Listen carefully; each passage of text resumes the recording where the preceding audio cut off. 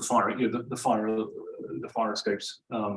There are fire escapes. If there's a fire escape. So I think that's my only bit of housekeeping. When we get to questions, I think one of my colleagues will be wandering around with the microphone if you need them when we get into that bit. Just a quick bit of context on this event. This event is part of a project that we are undertaking at the SNF along with Citizens Advice and Public First. You'll be hearing from both of those fine organisations in a second on the long-term future of energy bill support policy. This is a project that we conceived and began before the summer, trying to think a little bit strategically and in the long term about what policy ought to do to help people with energy bills that are too high next winter and the winter after that. Obviously, the temptation is for us all to think about this winter and what must be done immediately, but our focus is on the medium to long term. What ought we to do in an environment where energy bills are high and volatile over a 5 to 10 year period? So that's the objective. To that end, we've been doing some sort of opinion research. We've been talking to lots of friends and partners in industry, civil society, academia, politics, to test and explore some of the ideas that could underpin something which I don't know if you remember this thing. We used to have a thing called cross-party consensus. Younger audience members where you won't remember it. It was the idea that once upon a time people in politics came together to promote sensible ideas that would make the country better. I think it was before Twitter. But that's still the ideal to which the Social Market Foundation is dedicated. And that's what we're hoping to do with this project. So there will be an interim report on our project in a couple of months, probably a couple of months' time, and then a final report in the spring after we've got through this particular fun winter. So that's the context for this conversation. We're very keen to hear from people, from all of you as well as our panelists, because we want to know about the state of thinking and opinion in the Labour parties, how we can feed that into our research and our final outputs. So please do speak up when we get into the discussion section. In terms of running order, in a second I will hand over to Gillian Cooper from Citizens Advice, who will tell you more about why the project exists. We'll then hear from Liv Bailey of Public First, our partners who've been leading on the opinion research. Then Sonia Soder of the Observer is going to give us a journalistic overview of the political challenge, and then finally, you all come here to hear from. We will have the magisterial upsum from Anna Whitehead, who will capture the whole policy vista and explain the Labour thinking on what should happen next. So that's the running order. Please know that's definitely the longest bit of talking you're going to hear from me this morning. So with that, I'm going to, my finger, I'm going to put myself on mute. I've been usually doing this thing online for too long. I'll mute myself and hand over to Gillian Cooper. Hi, I'm Gillian, and I'm head of energy policy at Citizens Advice. And for those of you that don't know, we're the statutory advocate for energy consumers. So I think it's fair to say that we're definitely in unprecedented time. That's a word we say a lot, probably too much. But when we look at the sort of scale of energy bills that we've got at the moment, even with the new cap on the cap, which means the average energy bill will be about £2,500 a year, we've got a severe problem with affordability at the moment. And it's clear that energy prices are likely to remain higher than normal for an extended period of time, possibly to the end of this decade. At Citizens Advice, we have a huge amount of people coming to us for crisis support. The trends we saw all over the summer didn't take the usual dip that we were expecting, and that just shows the sort of scale of the crisis we've got at the moment. Coupled with that, we've got a number of changes happening within the wider energy market, which could increase which are at risk of increasing unfairness if they're not properly tackled. With the net zero transition, people are going to need to use energy in more flexible ways. Not every household is going to be able to make that shift either quickly or perhaps at all because of their personal circumstances. It could be because of their housing tenure, their household income, their digital literacy, whether they've got a disability that means they need to use more energy than normal. All of these aspects can influence whether people will be able to shift their behavior and how they use energy in their homes. So the price disparities that previously existed in the pre-energy crisis market between active and inactive consumers could increase significantly if not tackled. We've got a price cap that was designed to make bills fairly reflect the underlying cost of energy. The purpose was never to ensure that it was an affordable price for all. And we know that energy markets are always political. So at Citizen Device, we knew there was a problem that needed to be tackled, and we knew that the current mechanisms that we had for tackling affordability weren't resilient enough in a market of substantially increased prices.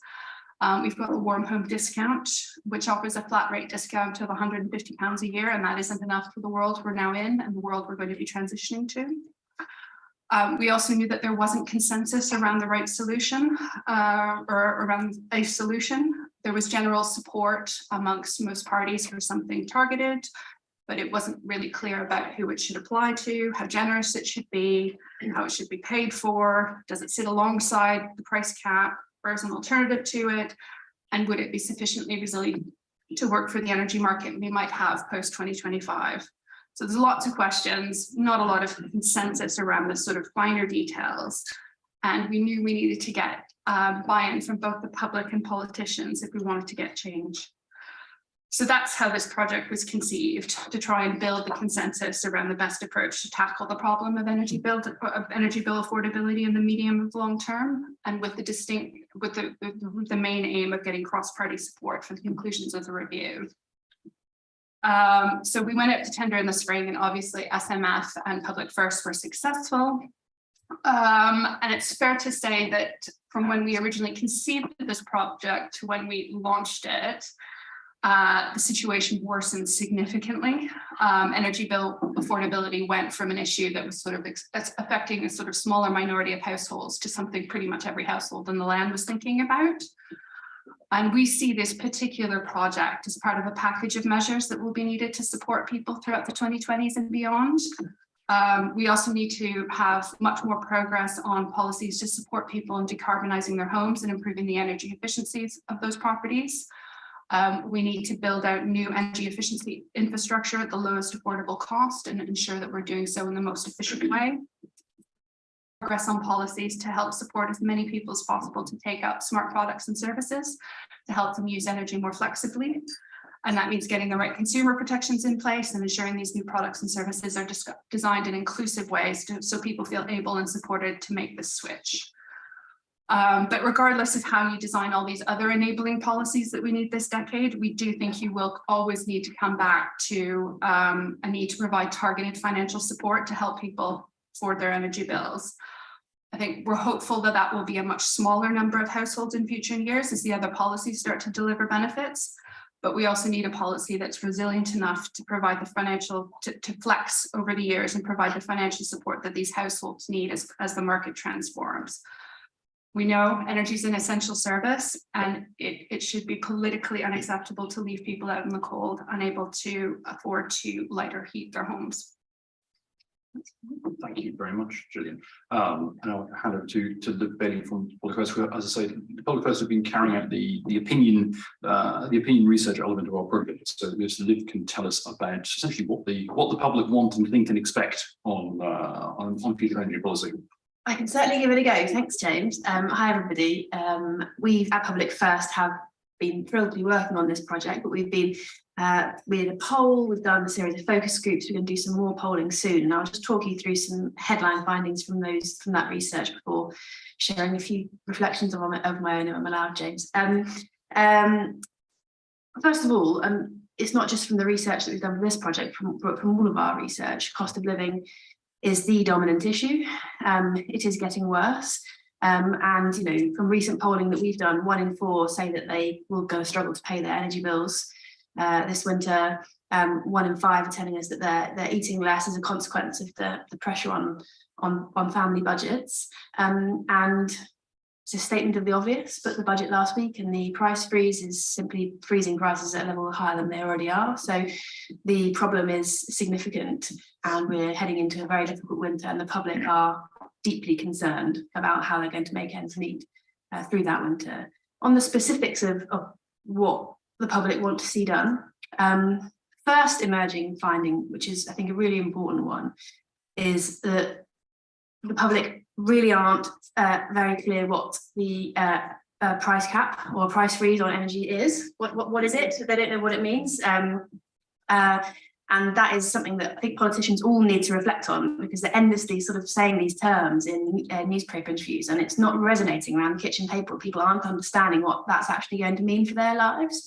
You know, there was one focus group in particular that we did, where at the start of the focus group, we explained the concept, and by the end of the focus group, the group had forgotten and was proposing it as a policy solution. So it's really not a concept which is deeply embedded in the public psyche, nor should it be. It's something that we've invented in sort of wonkland, I suppose. So it's really important that we communicate more clearly. Secondly, there are huge cost and information barriers to encourage the implementation of energy efficient measures in homes, not just from this research that we found this, but also from other research that I've done. You know, people don't really understand why they would need to insulate their homes. We have the draftiest homes in Europe, but people don't necessarily understand why they would, or understand what schemes and systems there are to do it, why they would do it, or how they would afford it. So there are huge barriers to overcome to encourage people to insulate their homes and to put other energy efficient measures in their homes. And there's been significant failure from, I'm allowed to say this, I used to work for the Labour Party, so there's been significant failure from the government on encouraging the adoption of energy efficient measures. And of course, Labour's got a big commitment in this space to promise to retrofit 19 million homes, which is a huge and important commitment that doesn't perhaps get enough airtime. And then thirdly, significantly, we have found very broad support for action to help people with their bills. And the most popular policy option so far, we're going to test more of this soon, is a discount on bills. And people want to see that pretty much universally, to be honest. Certainly, if it was to be means tested, they want to see that quite high up the income spectrum. Broadly speaking, people wanted help with their bills, regardless of how well off we thought they were. So those are the key three things we're finding so far. There's support for action, there's huge concern about the challenges that we're facing this winter. And I think that there is a gap in our political debate. There's this Conservative Party overall on the environment seem to be taking an approach of let's get out of the way, and get every last drop from the North Sea. The Labour Party has got really big commitments on retrofitting homes and climate investment pledge and energy, clean energy by 2030. But we can't move the political debate on from the political reality of the affordability of bills now, this winter, and in the next 5 years. And that's why it's so important this project is taking place, to really make sure that our political parties are not running away from where the public actually are, which is in fear of being able to feed their families this winter. Thank you very much, Liv. I'm sure Liv can probably talk more when we get to questions about the detail of that polling and opinion research, which is all actually on the SMF website if you're keen to read more of that there. I realised, by the way, earlier on, I failed in my housekeeping, and the one thing I failed to tell you earlier on is that camera over there is broadcasting this event as we speak to YouTube. So when we get to questions, just please bear in mind that you're not just talking to people in the room, you're also talking to the internet of millions of Russian sex bots out there who will be joining this session, and also remember that the video of the session stays online after today. So just bear that one in mind. Go to Sonia Soder of the Observer now, and so is there a question for you, which I'm going to ask you anyway, because we warned you. It's about the tension between this end of the table and the political end of the table. Yeah. And Liv talks about wonkland. Is there a danger or is the challenge here for those of us at the wonk end of the table who like to design exquisite, efficient policy and hope for cross-party consensus, that we collide brutally with the raw politics of politicians who want to win elections. How Yes. are they competing objectives, and can they be reckoned? I think there definitely are competing objectives. Obviously, I'm a former think tank wonk myself, James. I've done the opposite of you, who've gone from wonkery into journalism. I am going to talk about that tension between what works politically in terms of getting people to vote for you, and then what works in terms of the long-term structural economic reform the country actually needs. But I thought I'd first of all just say something about the short term.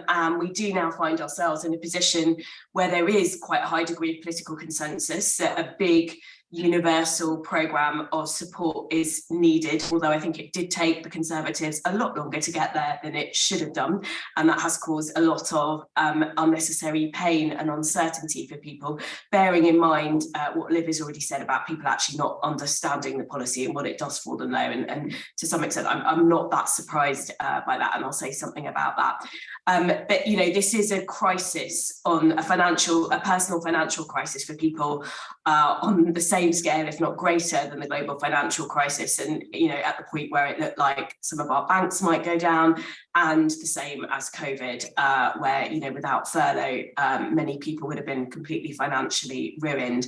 So we are in this position where there's consensus. There's still obviously the political question of how you do it, and that's where the divide opens up. So we have Labour, you know, saying they'd do universal support if they were in government, and they would fund some of it with a higher windfall tax on the energy companies, on energy producers, which seems like a bit of a no-brainer to me.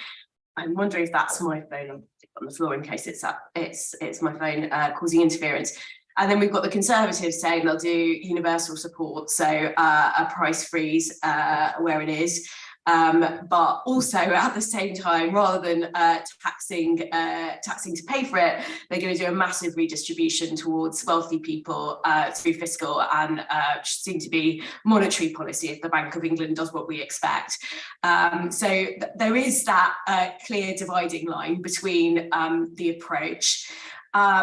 I think the other thing it's important to acknowledge is that this is happening against a backdrop of what has been an extremely difficult decade for you know, low-paid parents, for people with disabilities, for pensioners living in poverty, because of what successive Conservative chancellors have done to tax credits. And essentially there's been a redistribution that's happened where tax credits have been cut over a decade for some families to the tune of thousands of pounds a year when you take into account childcare costs, and that has effectively paid for tax cuts that aren't quite as obvious as what Liz Truss has done, and not on the same scale, but personal income tax cuts have disproportionately benefited the top half of the income distribution.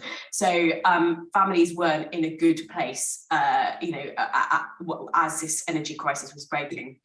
I think in terms of the politics of the short term, it is hard for Labour to get a hearing on that kind of immediate divide, partly because they're just not in government. So voters are more interested in what the Conservatives are doing, partly because actually if you sort of make the case for things and then they get nicked by the other side, you know, that is in many ways a victory, but it's hard for you to sort of make the political case for yourselves then, because it looks like, you know, you're all on the same page. And I think we saw that with the original windfall tax and with the energy price freeze itself. But also I think, you know, as Liv's said, there is a policy understanding gap with the public. And actually it's not that surprising when you think about it. When you think about what the energy price freeze means and how it actually works, to be honest, that's something that I need to go and read about, you know, and I sort of cover policy to understand what it means. It's not a simple policy. And I think there is this tendency, and it's not just amongst policy wonks, to be fair, I think it's amongst politicians, amongst journalists as well, where a sort of term just kind of takes its own life and everyone thinks everyone knows what it means. I think we saw it with the energy price cap. I think that Green New Deal is another, I mean, who knows what the Green New Deal means? I mean, there's a few people who know, but, you know, it really became this thing in the run up to, you know, well, a few years ago, if we're talking Labour policy, where people were saying, you know, got to talk about the Green New Deal. That's going to be a vote winner for us. No, it's not. No one knows what the Green New Deal is. I do think that's an issue. And I'm just going to finish off now by saying something about the long term. and this sort of clash. And I think the really tricky thing for Labour, so Labour faces a few difficult things. First is obviously the massive uncertainty. So who knows where we're going to be with energy prices at the time of the next general election? Who knows if this 6-month, 1-year support package will have become a 2-year support package that looks like it's going to have to be a 4-year support package. We just don't know. So that's difficult.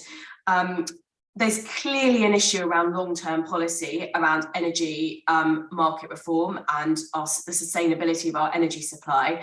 That's been a problem in terms of Conservative government policy, and I think the Conservative government have done things particularly that have been very bad for energy security, such as, you know, pulling back from insulation, such as pulling back from renewals, such as pulling back from storage, for example. But I do think it's a cross-party issue. So there's no question that the Labour government didn't do enough around securing the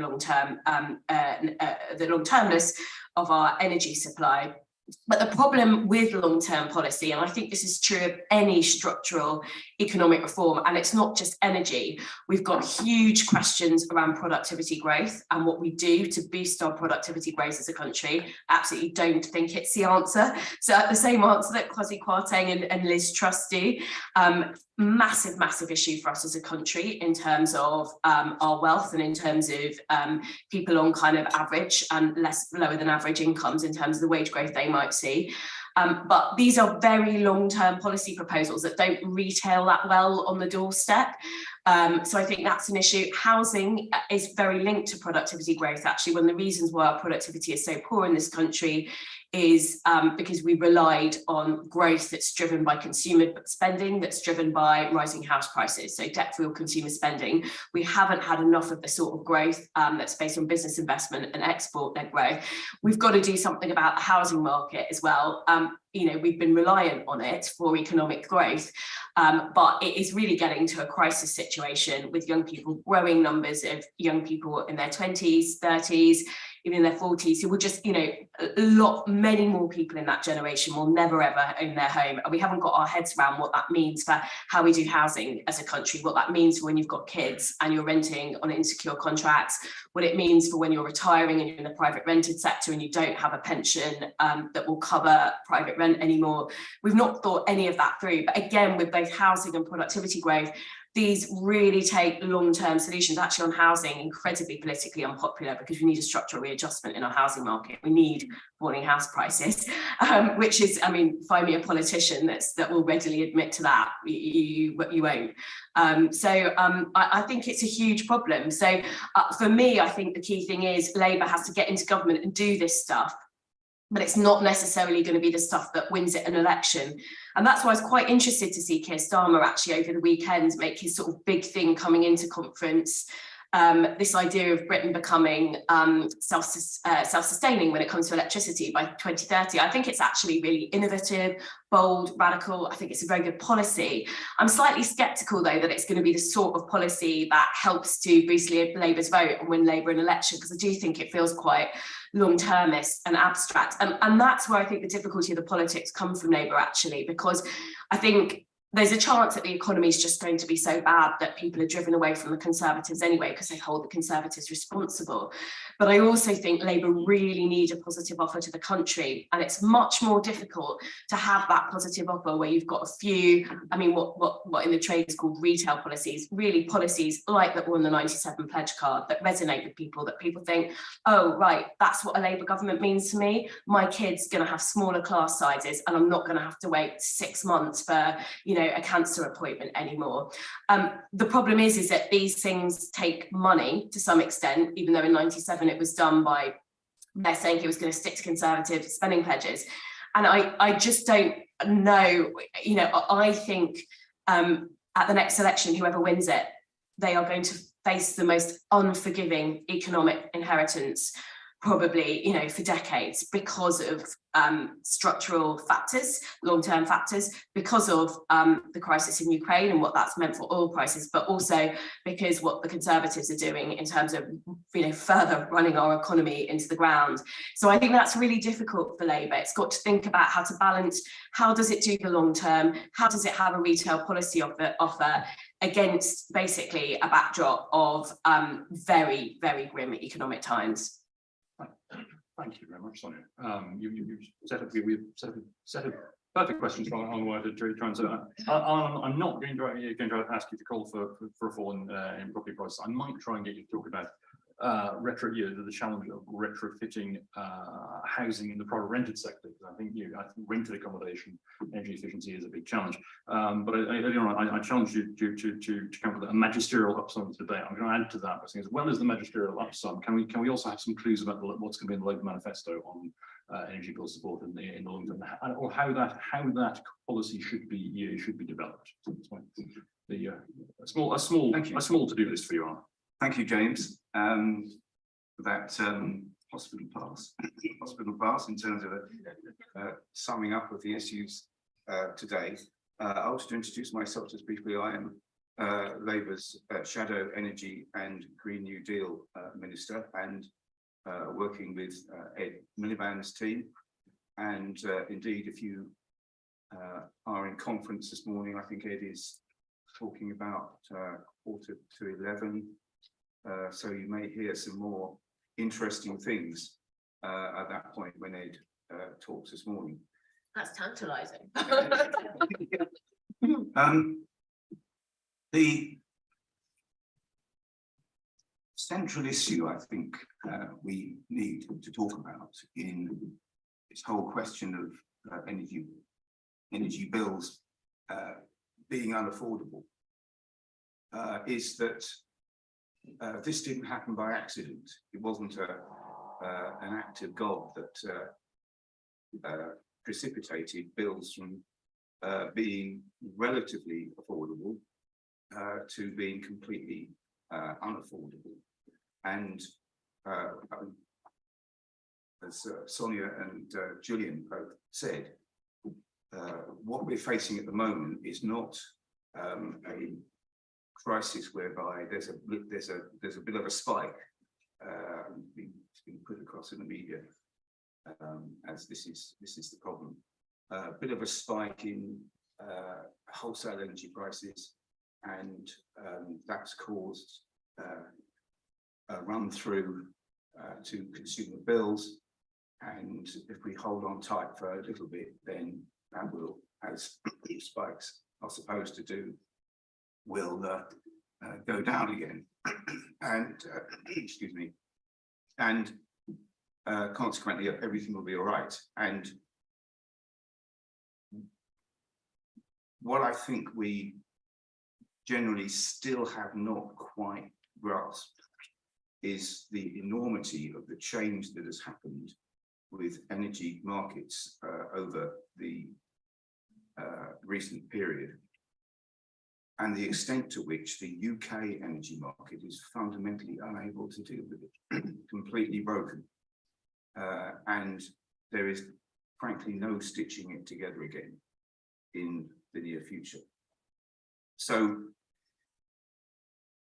when we're talking about how do we actually address this, well, we have one particular route which the Conservatives in panic have undertaken, having previously thought, as you've also heard this morning, that things such as the energy price cap, which was originally put in place to try and prevent price gouging by retail energy companies, but didn't indeed incorporated underlying energy costs within the mechanism of the price cap. So if underlying energy costs went up on a wholesale basis, then the price cap would go up. It was never designed to actually keep bills down in the long term, and nor was the other great Conservative suggestion that when you're in some problem with your energy bill, to go and switch to another energy company. That was seemed to be a particularly inane policy in terms of the fact that the breakdown of the energy market just causes everybody.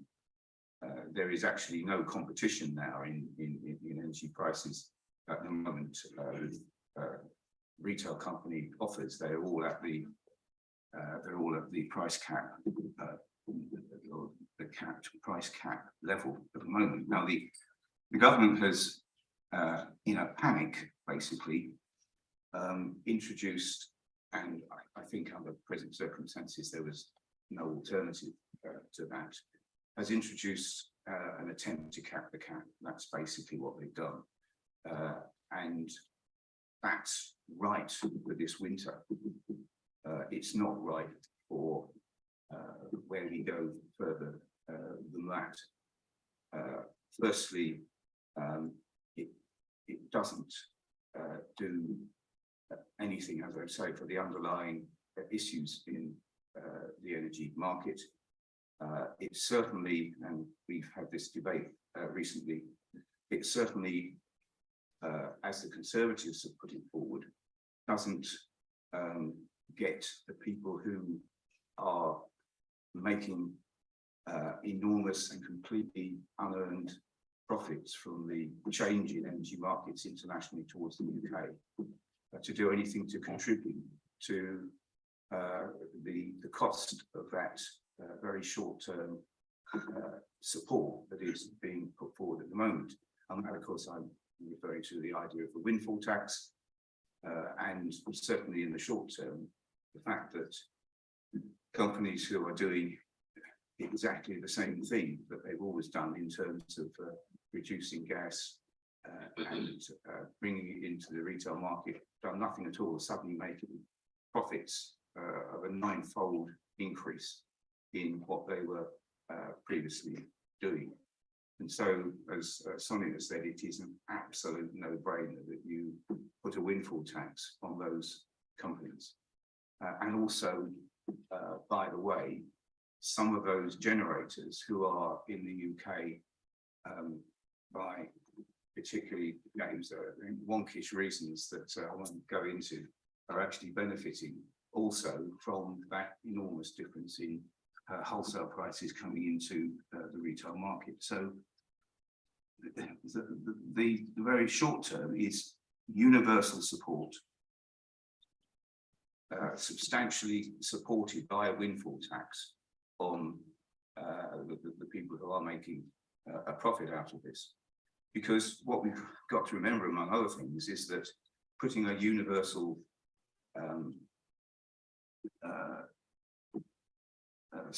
subsidy underwriting on bills always has a cost. I mean, we are going to be paying from that through our taxes generally in the not too distant future, if we don't take the route of a windfall levy stroke tax on those energy companies. Now, that brings me to the underlying problems that we've got to deal with in order to deliver affordable energy for anybody ever.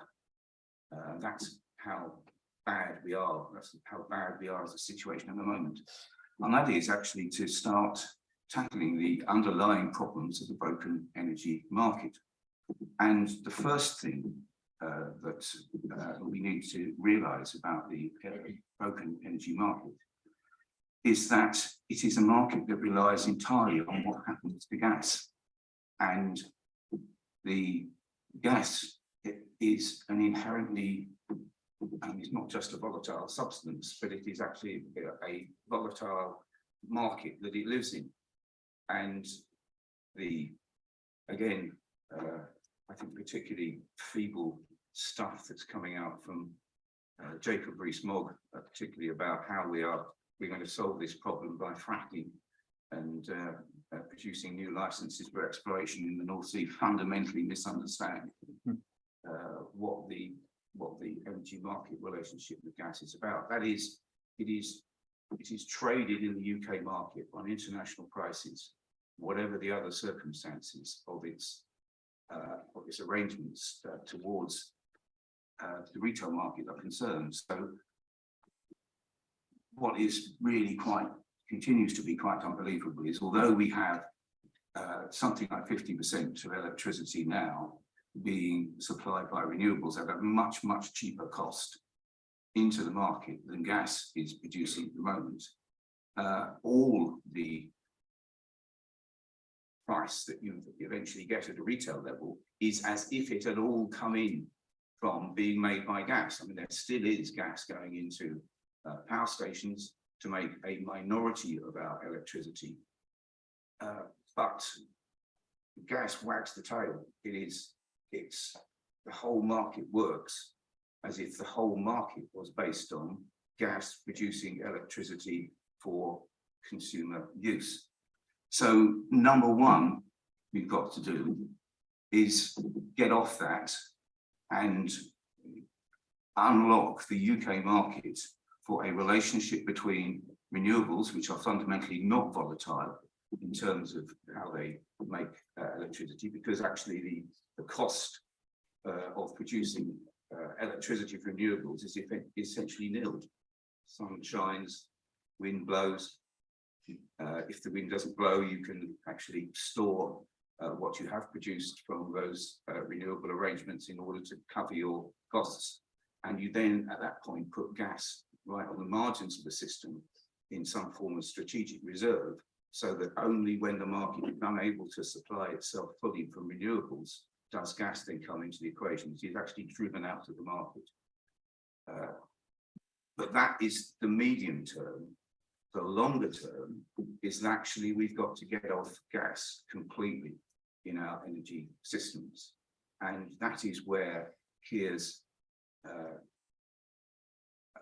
promise that he has introduced at the beginning of conference really comes in to frame. And that is the target to be completely renewable in our energy supplies by 2030. Now, we're quite considerably along that path already, but completing that journey, which among other things means an enormous increase in the installation of offshore wind, a doubling of onshore wind. And it's interesting, only now, as of 3 days ago, have the Conservatives announced that they are thinking of, no detail, are thinking of removing the ban on onshore wind, which is the cheapest energy production method that we have in this country.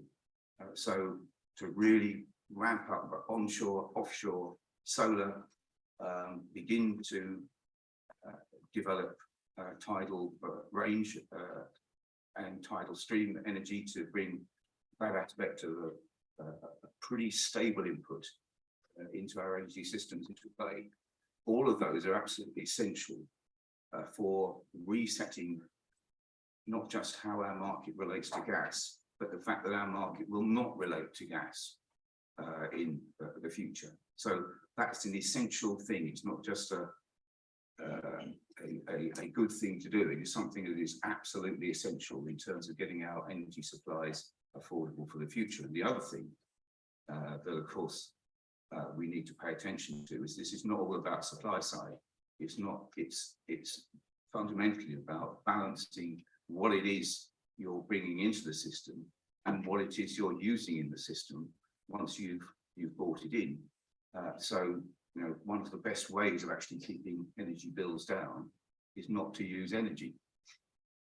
And that's at the heart of Labour's programme for refit of 19 million homes from an energy efficiency perspective. That is whole house makeovers, so that the homes are fundamentally energy efficient, which regrettably in this country we have a terrible history of getting sorted out, are fundamentally energy efficient, which probably for an average household will save you £500 to £600 a year on your energy bills, because the house is just not using energy. And certainly, even if we continued with gas going into homes, which I sincerely hope we don't over the medium and longer term, then a programme of energy efficiency would, among other things, reduce the amount of domestic gas being used by about 30%, just by doing that.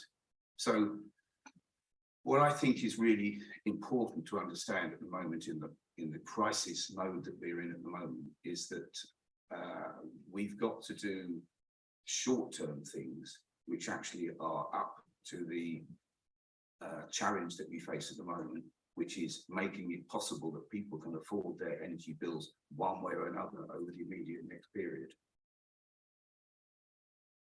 But we've also got to take a pretty clear-eyed look at why the system has got us to where it is now and what we need to do about it for the future. And that's where I've said about getting off gas and getting the balance between supply side and demand side much better calibrated in terms of our energy management for the future. And that is something that we've got to do in a very short time, knowing that if we don't, the volatility and the high prices of gas are going to stay with us throughout that period when we're making the change. And there really is, and you know, I say this with complete confidence, there is no prospect whatsoever that gas prices and the effect they have on the energy market are going to do anything for the next 5, 6, 7 years. And that's the period we've got to use to get us into a situation where even if those prices do come down in the end, we can say, well, actually, we were ahead of you at that point because we got ourselves into an energy market which didn't rely on those arrangements, which are, as I've said, not just leading us into trouble right now, but will set in unaffordable energy prices for the long-term future unless we deal with it now. Thank you very much. No, we kindly apologise during your remarks for getting into what one of the questions of contracts for difference and energy price. No apology necessary. The audience is raring, they're champing at the bit to talk about contracts for difference and renewables obligations. So we're very keen to hear from all of you now. One of my colleagues has a microphone. We got the gentleman at the back in the middle with a hand up. If you could just tell us who you are, and if we could, for preference, have a question or at least something pretend to be a question, or so off you go, sir. Hello, yep, this is working. Ajay Lawalia, Dulwich CLP, and I also work in the renewable energy industry as well.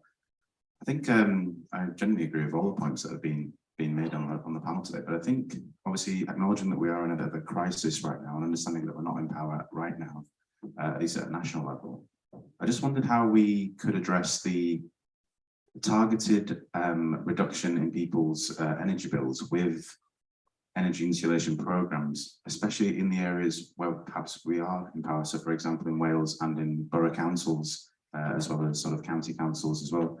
Is there a way for us over the next 2 years to demonstrate our ideas, essentially where we're in power, to reduce, as Alan said, our energy consumption through insulation programs?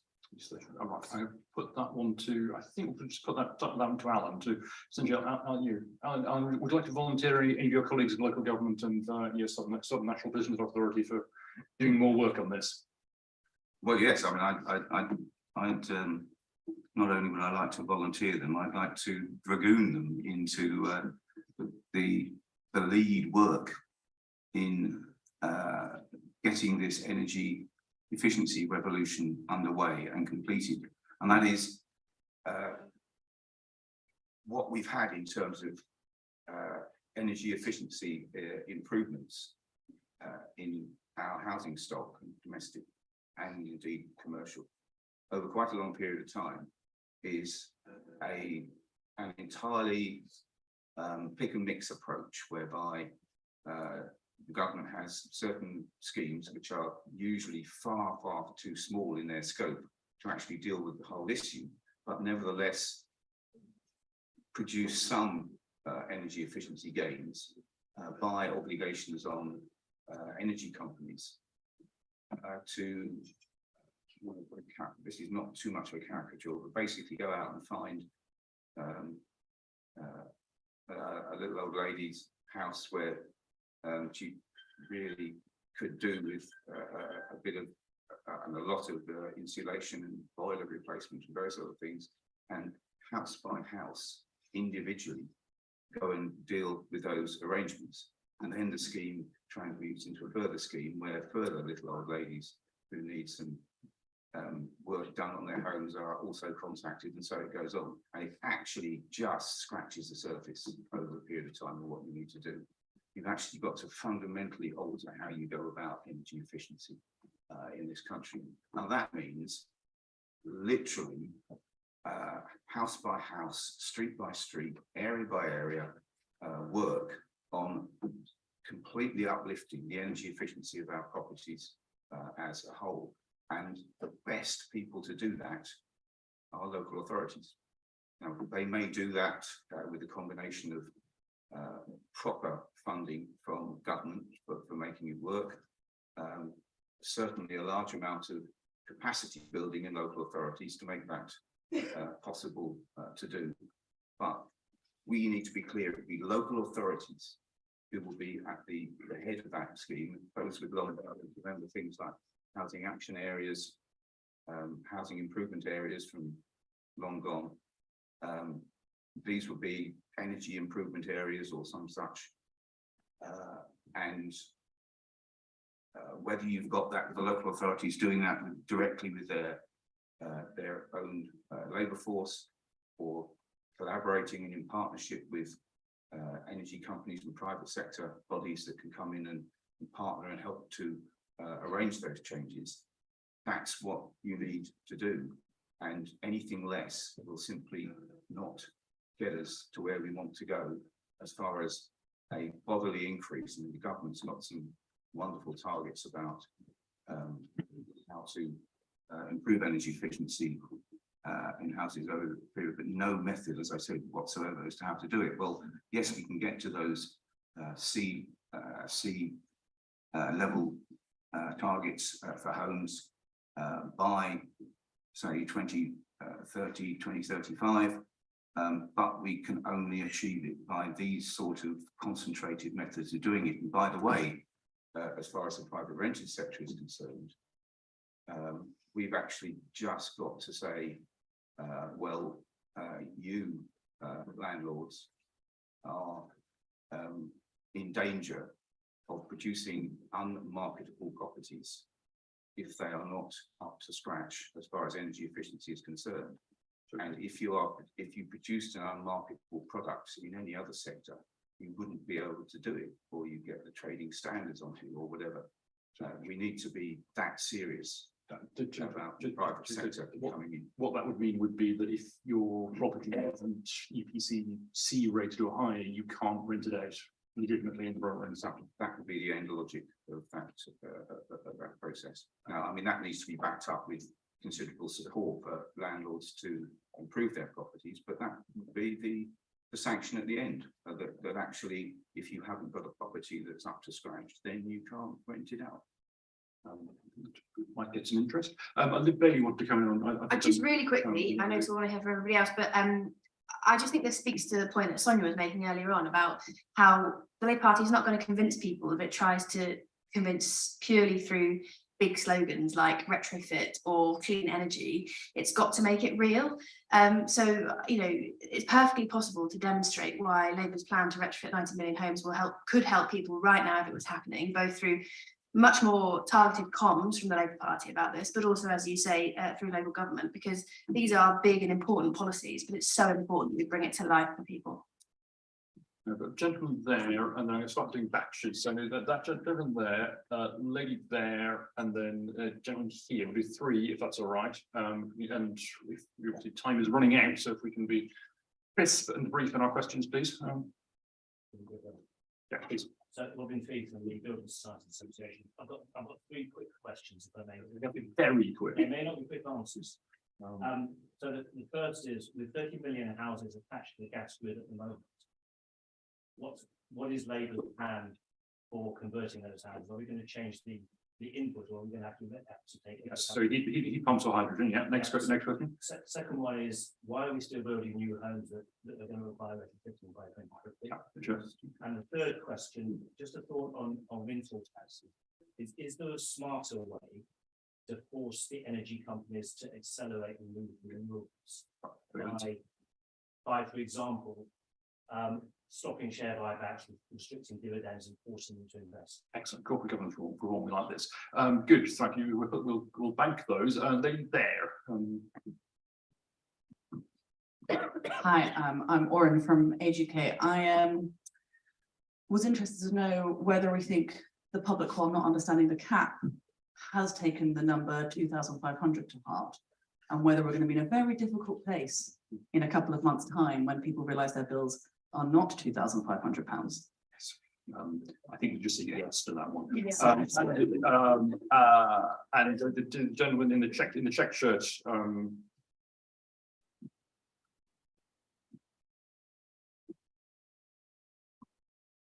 Thank you.